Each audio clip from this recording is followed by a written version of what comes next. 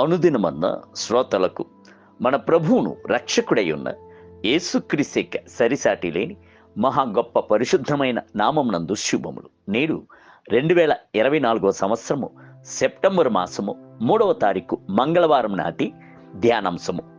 దేవదూతలు ఉన్నారు. 91 కీర్తన 11వ వచనమందు, నీ మార్గములన్నిటిలో నిన్ను కాపాడుటకు ఆయన నిన్ను గూర్చి తన దూతలను ఆజ్ఞాపించును. మనలను కనుపాప వలె కాపాడుచున్న ప్రభు మనలను ప్రత్యేకముగా కాపాడునట్లుగా తన యొక్క దూతలకు ఆజ్ఞాపించుచున్నాడు. కాపాడుచున్న దేవదూతలు కనురెప్ప వేయకును కునుకకును రాత్రింబగళ్ళు మనలను కాపాడుచున్నారు. కొన్ని సంవత్సరములకు పూర్వము రీడర్స్ డైజెస్ట్ అను పత్రికలో ఒక సంఘటన ప్రచురించబడి ఉండేది. ఒక మంచి క్రైస్తవ యవనస్తుడు ఒంటరిగా అడవిలో ఒక వృక్షంపై ఎక్కినప్పుడు ఎదురు చూడని విధముగా పైనుండి క్రింద పడెను. అతడు పడిన చోటునకు సమీపమున భయంకరమైన విషపూరితమైన సర్పము ఒకటి పండుకొని ఉండెను. అతడు క్రింద పడిన వెంటనే అది అతని యొక్క కాళ్ళను కరిచెను. కరిచిన తర్వాత ఆ సర్పం యొక్క పండ్లు అతని కాళ్లకు తొడుక్కొని ఉన్న చెప్పుకు కడుచుకునేను. ఆ పండ్లను చెప్పు నుండి తీసుకోలేకుండుట చేత మరలా అతన్ని కరుచుచూనే ఉండేను. సర్పము యొక్క ముందున్న 2 పళ్ళును అతని యొక్క కాళ్లలో పలు స్థలములలో ఘాటుపడి విషము అతనిలోనికి దిగిపోయాను. కొంత సమయానికి అతడు తన స్పృహను కోల్పోయాను. అప్పుడే ఒక ఆశ్చర్యమైన సంభవము జరిగెను. ఒక దేవదూత అతనిని అలాగునే పైకి లేవనెత్తి తన భుజములపై మోసుకుని వెళ్ళి అతని ఇంటి గుమ్మమునందు పరుండబెట్టాను. దేవుని దూత ఆ సహోదరుని చూచి, నీకు ప్రాణ నష్టము కలుగదు, కొన్ని దినములు మాత్రమే నువ్వు విశ్రాంతి తీసుకొని ఉండవలసిందే ఉండును అని చెప్పాను. అతని తల్లిదండ్రులకు అతనికి ఏమి జరిగెను అను సంగతియు, అతడు ఎలాగూ ఇంటి గుమ్మము వద్దకు తీసుకుని రాబడెను అను సంగతియు తెలియదు. వెనువెంటనే చికిత్స చేయుటకై అతన్ని వైద్యశాలకు తీసుకుని వెళ్ళిరి. అతనికి ప్రాణము అక్కడ కాపాడబడెను. కొన్ని దినములు అతడు వైద్యశాల యందు పండుకొని ఉండవలసిందై ఉండెను.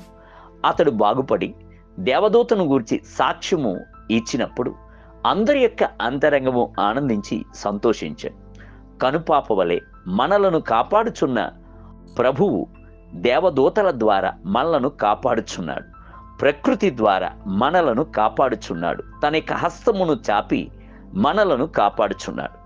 కేవలము లోకమునందు గల ప్రమాదము నుండి మాత్రమే కాపాడుచున్నాడా? లేదు. పాపపు బురదలో నుండి మనలను కాపాడి లేవనెత్తుచున్నాడు. శాపం యొక్క బలమును విరిచి మనలను కాపాడుచున్నాడు.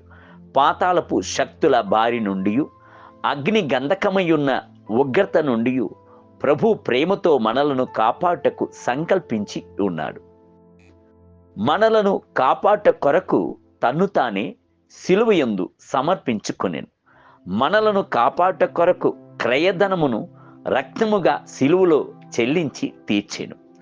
ముళ్ళ కిరీటము ధరించబడి చేతులలోను కాళ్లలోను మేకులు కొట్టబట్టుకు మనలను కాపాడట కొరకు రక్తపు బొట్టులను ఆయన కాచి ఇచ్చెను. దేవుని బిడ్డలారా, పలు సమయముల యందు మీకు వ్యతిరేకముగా ఉంచబడి ఉన్న ఉచ్చులను మీ వల్ల చూడలేకపోవచ్చును. కలవరపడకుడి.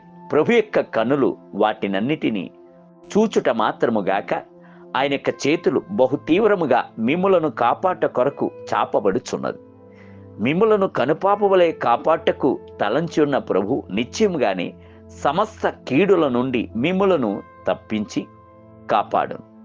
నేటి ధ్యానమునకై ఏ అపాయమును రాకుండా యెహోవా నిన్ను కాపాడును. ఆయన నీ ప్రాణమును కాపాడును. 121 కీర్తన 7వ వచనం. నేటి వేద పఠనము ఉదయం కీర్తన గ్రంథము 140, 141 మరియు 142 అధ్యాయములు. సాయంత్రము కొరింథీయులకు రాసిన మొదటి పత్రిక 14వ అధ్యాయము 1 మొదలుకొని 20 వచనములు. ప్రభువు మిమ్ములను దీవించునుగాక. ఆమేన్.